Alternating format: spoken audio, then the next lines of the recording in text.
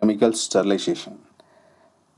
So last three topics we talk about the physical method of sterilization. So this is for the chemical method of sterilization. So if you look at the pictures, so laminar working bench, and also even if you entered into the laboratory or in the working bench, so we need to clean with help of 70% alcohol. So why we want to use 70% alcohol? What science behind? So we know the alcohol, that is ethanol, is highly fast dehydration process for and also fast evaporation. So how it is working out? So the 70% ethanol who go and act on the bacterial cell wall, fungal cell wall. So the what will happen? The fast dehydration process, removing the water molecules, so all the microbes will be fastly to clean. So generally in laboratory and also the hand wash, 70% ethanol they are using. So the working bench, and also for the tissue culture experiments, the foremost important laminar airflow chamber. So before we are working, so we need to use UV light, that is for physical sterilization. So 2 to 3 minutes you to switch on the UV light.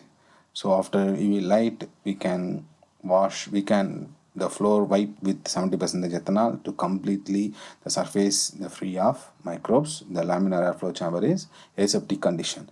So this is plant tissue culture part. If you go for in molecular biology, the molecular biology in the working bench, we are preparing cocktail solution for PCR, other restriction digestion enzymes. So the working bench should be free of microorganisms. So before we are working for to preparation of molecular biology reagents as well as enzymes, dealing with the enzymes, that time we need to wipe with the working bench with 70% ethanol to remove all the microbes and dirts. So this thing's going to interfere the results of the molecular biology results. So these are the chemical type of sterilization commonly we are using. So next slide we are going to see about the surface sterilization. So surface means above the tissue. So above the tissue, so we are taking the plant pots in outside environment for the leaf and stem portion and flower pots, and also the underground pots like tubers, runners and root regions we are isolating. So before going for surface sterilization, you can collect the plants material. So need to wash thoroughly washed with sterilized water or running water outside the laminar flow chamber. After running with the running water with this explants, we need to take inside the laminar airflow chamber. So in generally the sodium hypochlorite 4% using for surface sterilization agent, and also this is for above the plant pots. If you go for underground pots like tubers and root portions, even the runners, so the soil microbes, the soil having more microbial population, that time we need a stringent sterilization agent. So mercury chloride 1% they will use. So mercury chloride, while handling with the mercury chloride, it is carcinogen of our skin. So you need to take care while handling with the mercury chloride. So for generally sodium hypochlorite and 70% ethanol they will use for the surface sterilization agent for the explant. So preparation of plant tissue culture performed under aseptic condition under HEPA filter.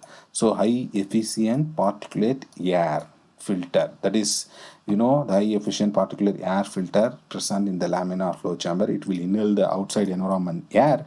The blower will inhale the air. It will come up with the HEPA filter, so purifying all the dust particle and microbes. It will be completely pure airs.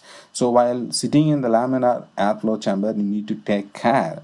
So no need to cross your hands here and there. Also you don't need to insert in your head also. So you need to sit properly and handle with all the things. So what will happen? So blockage of air, so it will be interfering the your surface sterilization process. So first initially they will take the explant and washed with the sterile water, then sodium hypochlorite, then alcohol, then 3 times washed with the ethanol, then air drying the explants, then they will inoculate. This is the surface sterilization process. Okay, surface sterilization the process. This is one of the chemical method. Okay, finally we are going to talk about the chemical sterilization, the fumigation. So what is my fumigation? The fumigation is the process to kill the microbes in the whole laboratory. So industries, so if you take the food industry, milk industry, so weekly once they will fumigate. So that decontamination. So the surface everywhere. So now you can look over the streets due to the corona issue. So yeah, they are making fumigation. So generally the fumigation, the fumes are from coming about formaldehyde and the KMNO for potassium permanganate and formaldehyde. They will mix up with these two components. The fume will come out to kill all the microbes. And also you show the fumigation taking place in outside environment also to killing the insects as well as the microbes. But the commonly disinfectant they are using in hospitals for the sodium hypochlorite and household bleach. They are the best fumigant for the industry as well as medical purpose. So holistic view of this is a holistic view of the chemical sterilization process. So chemical sterilization generally 70% ethanol they are using for the laminar working bench and also hand wash, and also the surface sterilization sodium hypochlorite, mercury chloride 70% ethanol they are using under laminar airflow condition, and fumigation potassium permanganate and formaldehyde solution mix up with the make fume to kill all the microbes. While done the fumigation we are not entered to the laboratory or the working place. 1 or 2 days the effect will be there. After come down the effect then we go and work the laboratory. This is the overall about the chemical sterilization.